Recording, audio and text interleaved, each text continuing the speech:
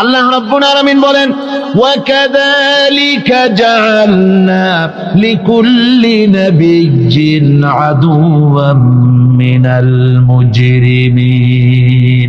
আল্লাহ পাক বলেন, এমনি করে আমি সকল নবীদের শত্রু বানিয়ে দিয়েছি সব পাপিষ্ঠ আর অপরাধ প্রবণ লোকদেরকে। প্রত্যেক যুগে নবীদের শত্রু ছিল, প্রত্যেক যুগে নবীদের কি ছিল? শত্রু ছিল। সে শত্রু কারা ছিল? আল্লাহ পাক বলছেন নবীদের শত্রু ছিল পাপিষ্ঠ আর অপরাধ প্রবণ লোক, এরাই ছিল নবীদের দুশমন। রাসূলগণের অবস্থা যদি এই হয়, তাহলে তার উম্মত, ওই দিনের ধারক বাহক যারা, তাদের বুঝি বিপদ আপদ হবে না নাকি? হবে কিনা?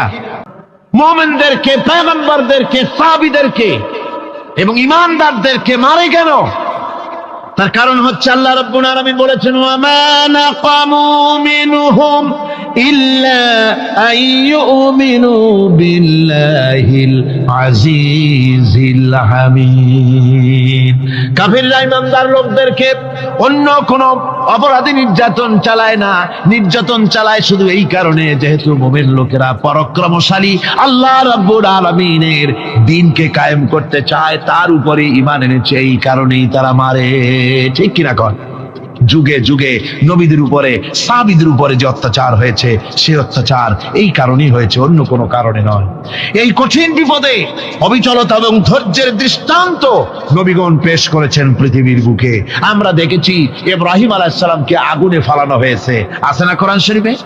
আমি কিন্তু গল্প করতেছি না, সব কোরআনের কথা। কিসের কথা? ইব্রাহিম আলাইহিস সালামকে আগুনে ফালানো হচ্ছে। অপরাধ কি? অপরাধ হচ্ছে হযরত ইব্রাহিম আলাইহিস সালাম দাওয়াত দিয়েছেন, লা ইলাহা ইল্লাল্লাহ। জোরে পড়েন, লা ইলাহা ইল্লাল্লাহ, লা ইলাহা লা ইলাহা ইল্লাল্লাহ মুহাম্মাদুর রাসূলুল্লাহ।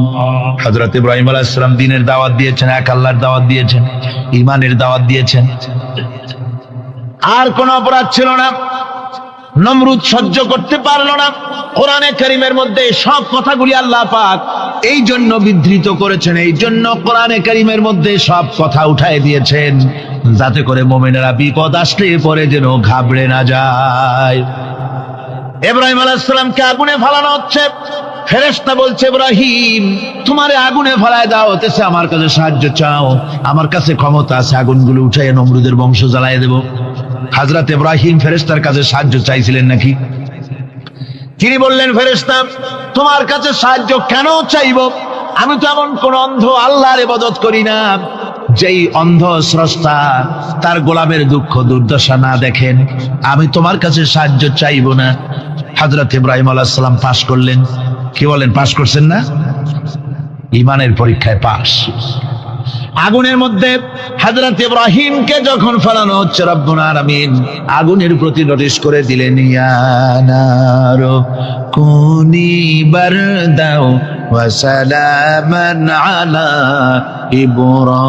ইব্রাহিম। আগুন আমার ইব্রাহিমের জন্য শান্তিদায়ক, ঠান্ডা হয়ে যা। এখন কি আর আগুনের বাপের ক্ষমতা আছে ইব্রাহিমরে পোড়ানো? আর ক্ষমতা নাই। আমার বন্ধুগণ, ইব্রাহিম আগুনের ভিতরে আরামে বসা আছেন, আর ওদিকে নমরুদ বসে বসে দেখতেছে দূর থেকে। ইব্রাহিম তো জ্বলে না, গায়ের মধ্যে আগুন জ্বলে গেল। ডাক দিয়া কয়, আগুন তোর হলো কি? কেন জ্বালাইতে পারিস না আমার দুশমন রে? হলোটা কি তোর? তোর কি জ্বালানো শক্তি বন্ধ হয়ে গেল নাকি? আগুনের ভিতর থেকে জবাব এলো, নমরুদ রে, আমার ভিতরে জ্বালানো শক্তি আছে কি নাই যদি প্রমাণ করতে চাও, টেস্ট করতে চাও, তুই নিজে আয়, তোরে শুদ্ধ তামাম দুনিয়া জ্বালাই দিতে পারি, ইব্রাহিমের এক গাছা পশমও জ্বালাই দিতে পারি না। তার কারণ হচ্ছে আমি হচ্ছি মাখলুক, আল্লাহ হচ্ছেন খালিক। আল্লাহ আমাকে বলেছেন না জ্বালাতে, তুমি 1000 বার বললেও আমি ইব্রাহিমকে জ্বালাইতে পারবো না। কোরআনে কারিমে ঘটনা বলে মুমিনদেরকে সাহস দেওয়া হচ্ছে, মুমিনেরা দ্বীনের কাজ করতে গিয়ে বিপদ আবাজ আসবে, ইমানের দাবি হলো বিপদ আসবে, আর বিপদ আসলে ঘাবড়ায় যেও না, মুসিবতে পড়ে চিন্তায় পেরেশানে হয়রান হয়ে যেও না। বিশ্বকবি আল্লামা ইকবাল কি সুন্দর করে বলেছেন, আজ ভি হোক জু বিরাহিম কা ইমা पैदा आग कर सकती है एक अंदाज गुलिस्तां पैदा। ইব্রাহিমের ইমান যদি আজিও কোথাও হয় বিদ্যমান, করতে পারেন অগ্নিকুণ্ডে খুবসুরত এক গুলিস্তান। আজও যদি আগুনের ভিতরে কোন নমরুদ কোন ইব্রাহিমকে যদি ফেলে দেয়, আল্লাহ রাব্বুল আলামিন আজও আগুনকে ফুলের বাগান বানায়া দিবেন। সুবহানাল্লাহ। ভয় পাওয়ার কারণ নাই, চিন্তা করার কোনো কারণ নাই। আমার বন্ধুগণ, হযরতে হুদ আলাইহিস সালামকে যখন সমাজের লোকেরা, রাষ্ট্রের লোকেরা ঘিরে ফেলে দিল, সমাজ শক্তি, রাষ্ট্র শক্তি যখন তাকে ঘিরে ফেলে দিল, ষড়যন্ত্রের পাহাড় তুলে দিল, তারে মেরে ফেলে দিবে, হযরত হুদ দেশ থেকে তা পালায় গেলেন না, ভয় পেলেন না। হযরতে হুদ আলাইহিস সালাম বললেন, কোরআনে কারিমে হযরত হুদের কথা কোট করা হলো, ফাকিদুনি জামিআন সুম্মা লা তুনজিরুন। সম্মিলিতভাবে ষড়যন্ত্র করো আমার বিরুদ্ধে, সবাই মিলে ষড়যন্ত্র করো, সুম্মা লা তুনজিরুন, আর আমাকে এতটুকু অবকাশ তোমরা দিও না। ইন্নী তাওয়াক্কালতু আলাল্লাহি রাব্বি ওয়া রাব্বিকুম, আমি ভরসা করেছি সেই আল্লাহর উপরে, যার কুদরতি হাতের ভেতরে, যিনি আমাদের রব তোমাদেরও রব, আর যার কুদরতি হাতের ভিতরে তামাম পৃথিবীর জানগুলি যার হাতে, সে আল্লাহর উপরে ভরসা করেছি। ষড়যন্ত্র যদ্দূর আছে করতে থাকো, আমি ষড়যন্ত্র পরোয়া করি না। সুবহানাল্লাহ। যে ব্যক্তি বিদ্রোহ করেছে এবং দুনিয়ার জীবনকে অগ্রাধিকার দিয়েছে, তার জায়গা হচ্ছে জাহান্নাম। জোরে বলেন নাউজুবিল্লাহ। যে ব্যক্তি আল্লাহর সঙ্গে বিদ্রোহ করেছে আর পরকালের জন্য পাথর জোগাড় করে নাই, দুনিয়াকে অগ্রাধিকার দিল, পরকালকে ভুলে গেল, তার জায়গা হলো জাহান্নাম। ওয়া আম্মা মান খাফা মাকামা রাব্বিহি ওয়া নাহান নাফসা আনিল হাওয়া ফাইন্নাল জান্নাতা হিয়াল মাওয়া।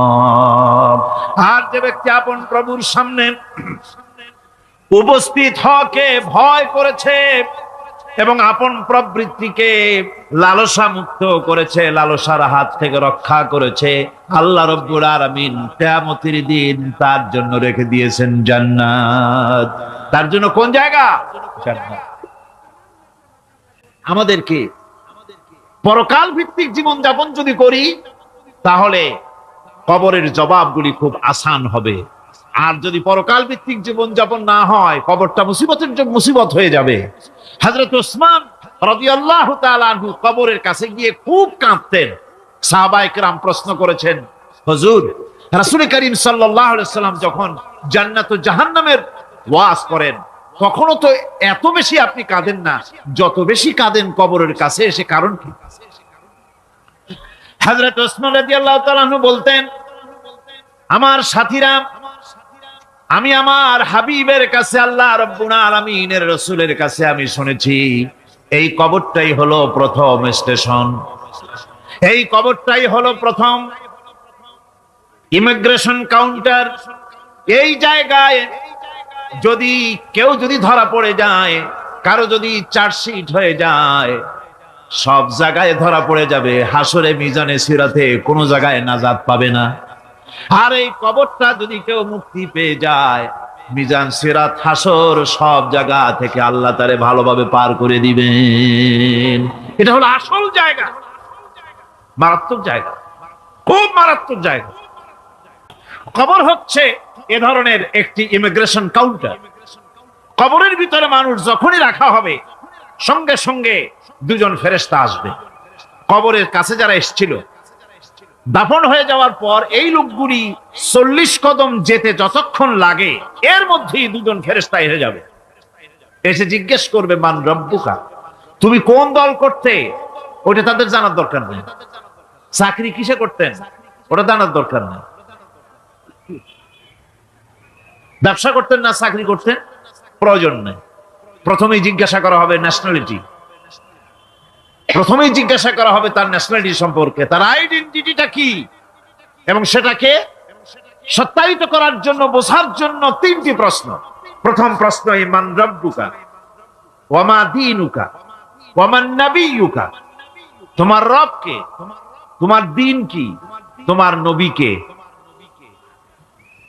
যদি এই ব্যক্তি বেঈমান হয়, মুনাফিক হয়, সে বলবে হায় হাতা লা আদরি, হায় হাতা লা আদরি, জানি না আমার রবকে, আমি জানি না। তোমার দিন কি, দিন কারে কয় বুঝি না।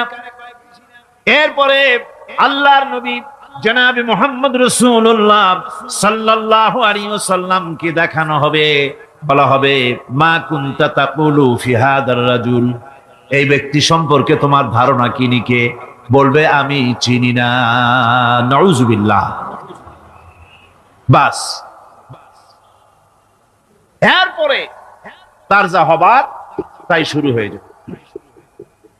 আর যদি বান্দাটা মুমিন হয়, প্রশ্ন করা হবে মান রাব্বুকা, জবাব দেবে রব্বি আল্লাহ, আমার রব আল্লাহ রাব্বুল আলামিন। ওয়া মা দীনুকা, দীনুনা ইসলাম, আমার দিন হচ্ছে ইসলাম। এরপরে আল্লাহর নবীকে দেখানো হবে। কয়েক রকমের বর্ণনা আছে, কোন বর্ণনায় আছে হুজুরের আকারে দেখানো হবে, অথবা রাসূলকে সরাসরি দেখানো হবে। বলা হবে মা কুনতা তাকুলু ফি হাদার রাজুল, এই লোকটি সম্পর্কে ধারণা কি। মুমিন ব্যক্তি বলবে হাদা নবিয়ুনা মুহাম্মাদুর রাসূলুল্লাহ সাল্লাল্লাহু আলাইহি ওয়াসাল্লাম, ইনি আমার তো সেই নবী মুহাম্মাদুর রাসূলুল্লাহ সাল্লাল্লাহু আলাইহি ওয়াসাল্লাম। আমরা যেন এই রকমের জবাব দিতে পারি, আল্লাহ কবুল করো। সকলে জোরে কোন আমিন। জবাব হয়ে যাওয়ার পর গায়ব থেকে আওয়াজ আসবে ফাফরিশু বিল জান্নাতি ওয়ালবিসু বিল জান্নাহ, ও আমার ফেরেশতারা আমার এই বান্দাকে জান্নাতের পোশাক পরায়া দাও, আর কবরটাকে জান্নাতের বিছানা বিছায়া দাও। জান্নাতের পোশাক পরায় দাও, জান্নাতের বিছানা বিছায়া দাও। ইলা মাদ্দা বাসারিহি, তার চোখের দৃষ্টি যত দূর যায় কবরটা ততটা প্রশস্ত করে দাও। এরপর বেহেশতের পোশাক পরাইয়া, বেহেশতের বিছানা বিছায়া ফেরেশতা বলবে নূম কানাউমুল উরুস, ঘুমিয়ে যাও।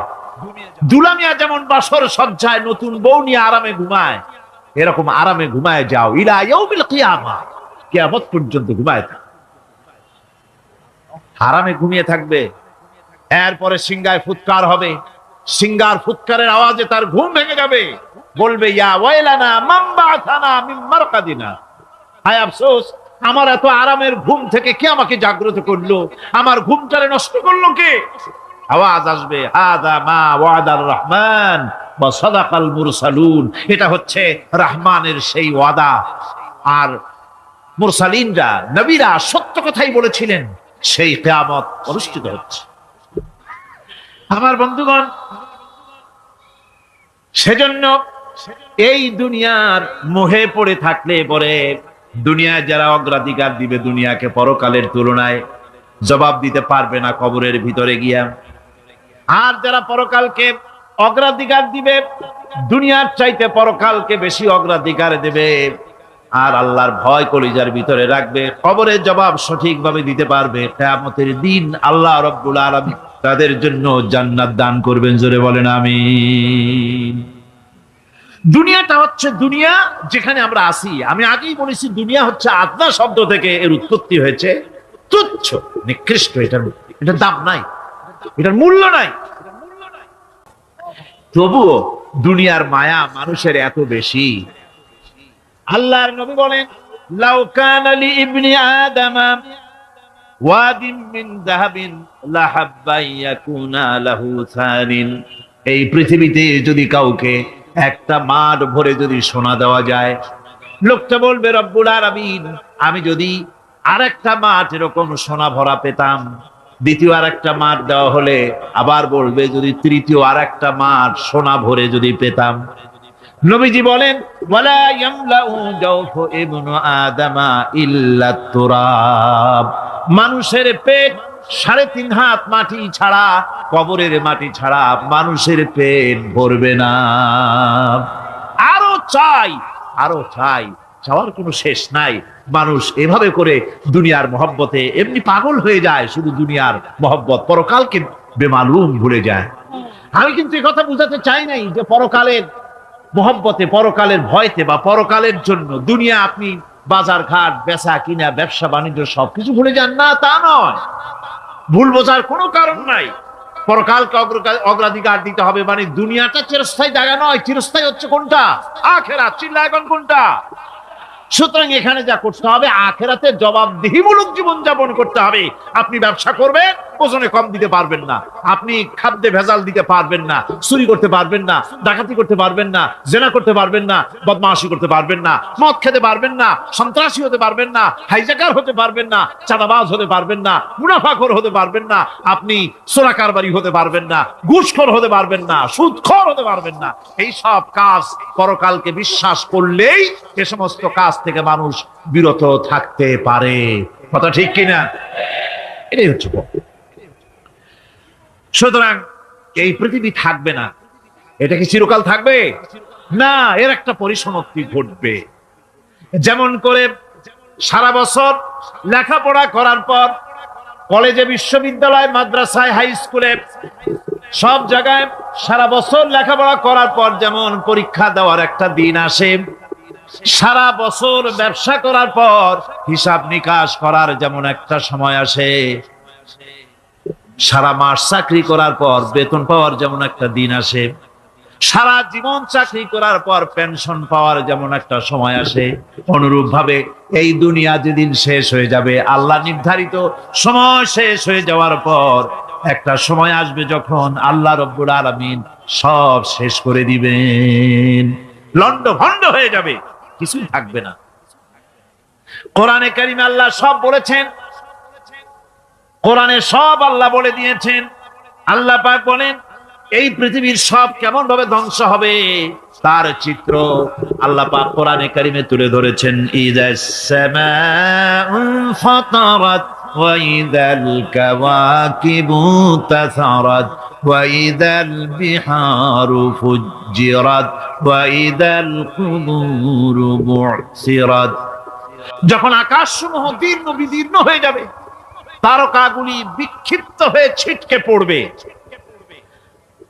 আর সমুদ্রগুলি উচ্ছ্বসিত হয়ে পড়বে, কবরগুলি সব তার ভেতরে যা আছে উদ্গীরণ করে দেবে, তারকাগুলি স্থিমিত হয়ে যাবে। এরপরে সমস্ত আকাশগুলি কিতাবের পৃষ্ঠার মতো একটার পরে একটা ঠাস ঠাস করে পড়তে থাকবে, চূর্ণ বিচূর্ণ হয়ে ভেঙে চুরে একাকার হয়ে যাবে। পাহাড়গুলিকে উড়িয়ে দেওয়া হবে, চন্দ্র এবং সূর্য একাকার হয়ে যাবে। আল্লাহ রাব্বুল আলামিন বলেন ফাইদা বারিকাল বাসার ওয়া খাসাফাল কমার ওয়া জুমিআশ শামসু ওয়াল কমর। চক্ষু যখন বিস্ফারিত হয়ে যাবে, চাঁদ যখন তার আলো হারিয়ে ফেলবে, সূর্য যখন তার আলো হারিয়ে ফেলবে, চাঁদ আর সূর্য সব একাকার হয়ে যাবে, সেই সময়ের অবস্থাটা কি চিন্তা করো। মানুষ হয়রান হয়ে দৌড়াদৌড়ি করবে। ওয়াহুমিলাতিল আরদু ওয়াল জিবালু ফাদুক্কাতা দাক্কাতান ওয়াহিদা। জমিন এবং পাহাড়গুলির মধ্যে আল্লাহ রাব্বুল আলামিন সংঘর্ষ বাঁধিয়ে দিবেন, পাহাড়গুলি ভেঙে চুরে টুকরা টুকরা হয়ে যাবে, পাহাড়গুলি উঁচু করে জমিনের উপরে আছাড় মেরে আল্লাহ রাব্বুল আলামিন ভেঙে চুরে চুরমার করে দিবেন। সুবহানাল্লাহ। ওয়া তাকুনুল জিবালু কালইনিল মানফুস। পাহাড়গুলো পেঁজা ধোনা তুলার মতো করে উড়িয়ে দেওয়া হবে, পাহাড় উড়ে যাবে। সুবহানাল্লাহ। ভাইরা আমার, এই পৃথিবী একদিন পরিসমাপ্তি ঘটবে এবং আল্লাহর দরবারে আমাদেরকে উঠতে হবে এবং সেখানে আমাদের বিচার হবে। সেখানে আমাদের কি হবে? বিচার হবে।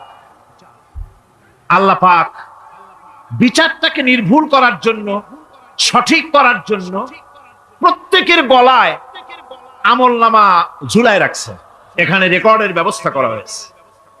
আল্লাহ পাক বলছেন, ওয়া কুল্লা ইনসানিন আলজামনাহু তাইরাহু ফি উনুকিহি ওয়া নুখরিজু লাহু ইয়াওমাল কিয়ামাতি কিতাবান ইয়ালকাহু মানশুরা। আল্লাহ পাক বলেন, প্রত্যেকের ভালো মন্দ কর্মফল, কর্মলিপি আমি তার গলায় ঝুলায় রেখেছি। কিয়ামতের দিন সে নিজের কাছে স্পষ্ট সব দেখতে পারবে, কোনো জিনিস বাদ পড়বে না। তার গলায় তার আমলনামা ঝুলানো আছে, সব রেকর্ড হতেছে। আমরা যা করছি সবগুলি রেকর্ড হয়ে যাচ্ছে। কিয়ামতে যখন আমলনামা তার সামনে দিয়ে বলা হবে, ইকরা কিতাবাকা কাফা বিনাফসিকাল ইয়াওমা আলাইকা হাসিবা, তাকে বলা হবে নিজের কর্মলিপি নিজেই পড়ো, আজ তুমি তোমার নিজের হিসাব নিতে যথেষ্ট। তাকে হিসাব করতে বলা হবে, তোমার হিসাব, তোমার নিজের হিসাব নেওয়ার জন্য তুমি যথেষ্ট, তোমার হিসাব তুমি নিজেই করো, এটা পড়ো। আর সেই কিয়ামতের দিন কোনো সাহায্যকারী মিলবে না। লান তানফাকুম আরহামুকুম ওয়ালা আওলাদুকুম ইয়াওমাল কিয়ামা। লান তানফা, কিয়ামতের দিন কোনো ফায়দা হবে না, অবশ্যই কোনো ফায়দা হবে না, কোনো উপকারে আসবে না।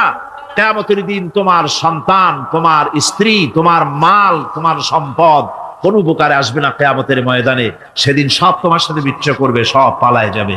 সেখানে উৎকোষেরও কোনো কারবার নাই যে ঘুষ টুস দিয়া, ফেরেশতাদের কোন রকম বুঝবাজ দিয়া, আলাদা কোনো চোরাগলি পথ দিয়া একেবারে ফুট করে ভেসতে চলে যাবেন, এমন কোনো সুযোগ নাই। অনেকে বলে, হুজুর এমন কিছু দোয়া শিখায় দেন যাতে ওই সব জেহাদ বোমা এগুলি খুব ভয় পাই, ওসব রাস্তা টাস্তা না, খুব সহজে কিছু দোয়া দুরূদ করিয়া আস্তে করে জান্নাতে চলে যাওয়া যায়, এরকম একটা দোয়া, এরকম একটা পথ বলে দেন। আমি বলি, ভাই এরকমের কোন চোরাগলি আমার রাসূল আবিষ্কার করতে পারেন নাই। আল্লাহর পয়গম্বরের ওই ধরনের কোন পথ আবিষ্কার করতে পারেন নাই।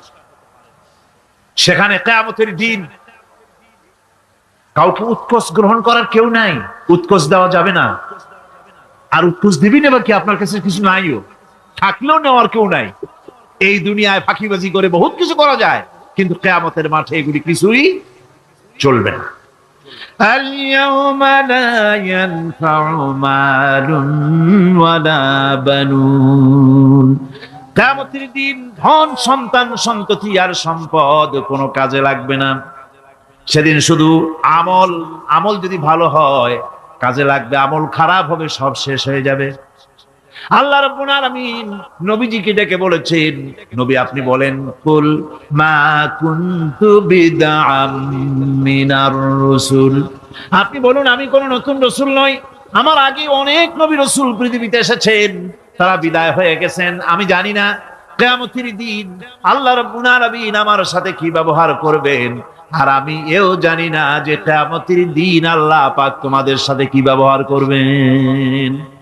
এই আয়াত নাযিল হওয়ার পর আল্লাহর হাবিব তার মেয়েকে ডাকলেন, জামাইকে ডাকলেন, নাতিদেরকে ডাকলেন, আহলে বাইতদেরকে ডাকলেন, আর বললেন, ও আমার মেয়ে, কলিজার টুকরা ফাতেমা গো, শোনো, কেবলমাত্র আয়াত নাযিল হয়ে গেল, আল্লাহ পাক আমাকে শুনাইছেন কিয়ামতের দিন আমি জানি না আমার সঙ্গে কি ব্যবহার করা হবে, আর এও জানি না যে তোমাদের সাথে কি ব্যবহার করা হবে। ও আমার কলিজার টুকরা মেয়ে ফাতেমা, কিয়ামতের দিন মুহাম্মদ সাল্লাল্লাহু আলাইহি সাল্লামের মেয়ে, এই হিসাবে তোমার নাজাতের ফয়সালা হবে না। ও আমার কলিজার টুকরা নাতি হাসান আর হোসেন, কিয়ামতের দিন মুহাম্মদ সাল্লাল্লাহু আলাইহি সাল্লামের নাতি হিসাবে ফয়সালা হবে না। ও আমার জামাই হযরতে আলী, কিয়ামতের দিন আমার জামাই হিসাবে নাজাতের ফয়সালা হবে না। আমল যদি ভালো হয় ফয়সালা ভালো হবে, জান্নাতে চলে যাবে। আমল যদি খারাপ হয় কার নাতি কার জামাই দেখা হবে না। সুবহানাল্লাহ, কঠিন কিয়ামতের মাঠ। এই পরকালের বিশ্বাস যদি কলজার মধ্যে ঢোকে মানুষ ভালো হয়ে যাবে। কোন সুবহানাল্লাহ। বন্ধুগণ, এরপরে একটা জীবন আসবে ওই কিয়ামতের ময়দানে। এই পরকালের বিশ্বাসটা গুরুত্বপূর্ণ ব্যাপার। আমাদের সব কিছুর হিসাব দেওয়া লাগবে। আল্লাহ পাক বলেন, ইন্নাস সামআ ওয়াল বাসারা ওয়াল ফুআদা কুল্লু উলাইকা আনহু মাসউলা। নিঃসন্দেহে মানুষের শ্রবণ শক্তি, দর্শন শক্তি এবং তার অন্তঃকরণের কল্পনা সম্পর্কে আল্লাহ রাব্বুল আলামিনের কাছে জিজ্ঞাসিত হতে হবে। কান দিয়া কি করেছিলা, চোখ দিয়া কি করেছিলা, মুখ দিয়া কি করেছিলে, হাত দিয়ে কি করেছিলে, সবকিছুর জবাব আল্লাহ রাব্বুল আলামিনের কাছে দিতে হবে। সবটার জবাব দিতে হবে, কোনো কিছু বাদ যাবে না। এমনকি মনের ভিতরে যে কল্পনা আমরা করি, এই কল্পনার হিসাবও আল্লাহর দরবারে দিতে হবে। কোরআনে কারীম বলছেন, ওয়া ইন তুবদু মা ফি আনফুসিকুম আও তুখফুহু ইউহাসিবকুম বিহিল্লাহ। মনের ভিতরে তুমি যেটা কল্পনা করো সেটা প্রকাশ করো, অথবা তুমি গোপন রাখো, যাই তুমি করো না কেন আল্লাহ রাব্বুল আলামিন এর হিসাবও তোমার কাছে নেবেন। ফায়াগফিরু লিমান ইয়াশাউ ওয়া ইউআযযিবু মান ইয়াশাউ ওয়াল্লাহু আলা কুল্লি শাইইন কাদির। মহান আল্লাহ পাক বলেন, করার পর তোমার মনের ভিতরে কি কল্পনা করেছিলে ওইটার হিসাব আমি নেব। হিসাব নেওয়ার পর যারে খুশি ক্ষমা করে দেব, যাকে খুশি শাস্তি প্রদান করব। সবকিছুর উপরে আল্লাহ রাব্বুল আলামিন শক্তিমান, সব তিনি করতে পারেন, সমস্ত কুদরত রয়েছে তার। সুতরাং মানুষদেরকে, আল্লাহর বান্দাদেরকে বিশ্বাস করতে হবে যে আমার কোনো কথা বাদ যাবে না। কথাগুলি রেকর্ড হচ্ছে, কথা রেকর্ড হচ্ছে। মুখ আছে বলেই যা খুশি তা বলা যাবে না, কান আছে বলেই যা খুশি তা শোনা যাবে না, চোখ আছে বলেই যা খুশি তা দেখা যাবে না, হাত পা আছে বলেই যা খুশি তা করা যাবে না। সবটার পেছনে আল্লাহ রাব্বুল আলামিনকে ভয় করা লাগবে। মহান আল্লাহ রাব্বুল আলামিন বলে, বান্দারে তোমার সমস্ত কার্যাবলী, এমনকি তোমার চাহনিটা পর্যন্ত কার দিকে কি নিয়তে তাকায়ছো কেউ জানে না, আমি আল্লাহ রাব্বুল আলামিন জানি। ওয়া ইয়ালামু খায়িনাতাল আ'য়ুনি ওয়া মা তুখফিস সুদূর। তোমার অন্তঃকরণ কি জিনিস গোপন করে, আর তোমার চক্ষু কি লুকোচুরি খেলে আমি টের পাই। সুবহানাল্লাহ বিহামদি। চশমার ফাঁক দিয়া কি দেখো, কারে দেখো, কি নজরে দেখো, সানগ্লাস পরিয়া কেউ ঠিক পায় না, আমি ঠিক পাই। সুবহানাল্লাহ, জোরে কোন সুবহানাল্লাহ। সুতরাং চোখের নজরের হিসাব হবে, হাতের কাজের হিসাব হবে, পায়ের চলার হিসাব হবে, আপনার বলার হিসাব হবে, মুখে যা বলেছেন, যা করেছেন, হাত পাও দিয়ে যা করেছেন, সবকিছুর হিসাব হবে কিয়ামতের দিন। আল্লাহর দরবারে সবকিছু উপস্থিত হবে, কোনো জিনিস বাদ পড়বে না।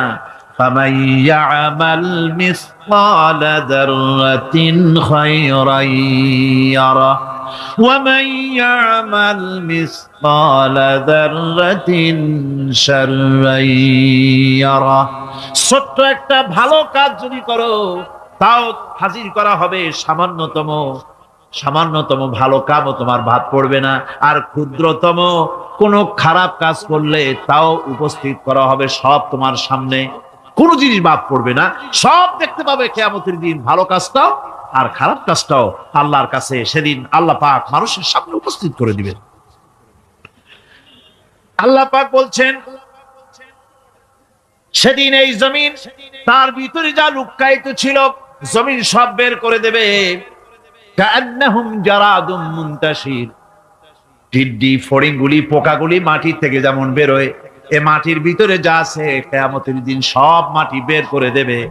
ইযা যুলজিলাতিল আরদু জিলজালাহা ওয়া আখরাজাতিল আরদু আসকালাহা ওয়া ক্বালাল ইনসানু মা লাহা। এ জমিনকে ঝাঁকি মারা হবে প্রবল এক ঝাঁকুনি, প্রবল এক ঝাঁকুনিতে এই পৃথিবীর মধ্যে যা কিছু আছে সব বেরিয়ে যাবে। সুবহানাল্লাহ কইতে ইচ্ছা করে না মিয়ারা? এক ঝাঁকুনিতে পৃথিবী সব বের করে দেবে। মানুষ হয়রান হয়ে বলবে কি হয়েছে, এ মাটির হলোটা কি? আমার বন্ধুগণ, মানুষ হয়রান হয়ে গিয়ে বলবে মাটির কি হলো? আল্লাহ রাব্বুল আলামিন বলেন ইয়াউমাইদিন তুহাদ্দিসু আখবারাহা বিআন্না রাব্বাকা আওহালাহা। জমিনের উপরে যা ঘটেছে জমিন তা সব বের করে দেবে, সব প্রকাশ করে দেবে। আর এটা এই জন্য হবে যেহেতু তার রবের হুকুম হয়েছে, তার রব হুকুম করেছে বের করে দে। জমিনের ভিতরে আছে যা সব বেরিয়ে যাবে, আকাশ ভেঙে পড়বে, পাহাড় উড়ে যাবে, জমিনের ভিতরে যা আছে সব উপরে চলে আসবে, পৃথিবীতে সব শেষ, কিচ্ছু নাই, আকাশ নাই, পাহাড় নাই, সমুদ্র নাই, সব একাকার, চন্দ্র নাই, সূর্য নাই, তারকা নাই, গ্যালাক্সি নাই, মহাশূন্য নাই, সব শেষ। আল্লাহ রাব্বুল আলামিন সমস্ত ফেরেশতাদেরকে শেষ করে দিবেন, সকলের মওত হয়ে যাবে, কেউ আর থাকবে না। এমনকি হযরতে আজরাইল মালাকুল মউত তিনিও থাকবেন না, সব আল্লাহ রাব্বুল আলামিন মৃত্যু করে দিবেন। এরপরে আল্লাহ রাব্বুল আলামিন একা তিনি বলবেন ইয়া দুনিয়া, ইয়া দুনিয়া আইনা আনহারুকি, এ পৃথিবী তোর সেই সমুদ্রগুলি কোথায়, নদীগুলি কোথায়? ইয়া দুনিয়া আইনা আশজারুকি, হে দুনিয়া তোমার গাছগুলি কোথায়? এত বন বনানি, এত গাছ ছিল। ইয়া দুনিয়া আইনা জিবালুকি, হে পৃথিবী তোর জমিনে যত পাহাড় ছিল পাহাড়গুলি কই? যত স্বৈরাচার ছিল জমিনের উপরে, যারা স্বৈরাচারী মনোবৃত্তি নিয়ে মানুষ ধ্বংস করেছে, দেশ ধ্বংস করেছে, মায়ের বুক খালি করেছে, ওই স্বৈরাচার গুলি কই? কোনো জবাব নাই। আল্লাহ পাকের পরে বলবেন লিমানিল মুলকুল ইয়াউম, কার রাজত্ব আজকে? রাজত্বটা কার?